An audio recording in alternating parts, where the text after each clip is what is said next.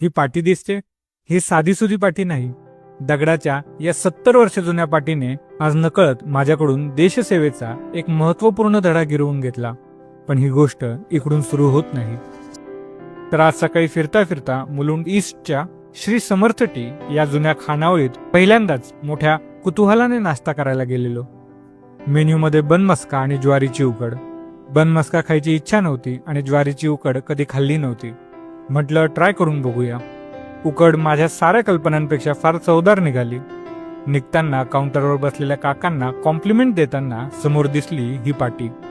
यावर काका काही हिशोब करत होते. पाटीबद्दल विचारपूस केल्यावर कळलं ते काका चौथीला असतानाची त्यांची ही पाटी. त्यांनी अजून जपली होती, वापरली होती.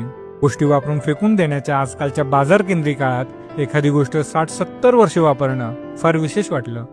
यामागचं कारण विचारल्यावर काका म्हणाले, हे हिशोबाला सोपं जातं आणि यामुळे देशाचा किती कागद वाचला गेला असेल. ही माझी देशसेवा आहे.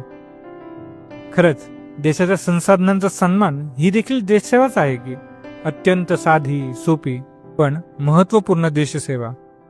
भारावलेल्या मनाने घरी येताना विचार आला की संसाधनांच्या सन्मानपूर्वक वापराने फक्त त्यांची सुरक्षा होत नाही, तर कचऱ्याच्या आणि त्यापासून होणाऱ्या रोगराईच्या निर्मितीवरही परिणाम होतो.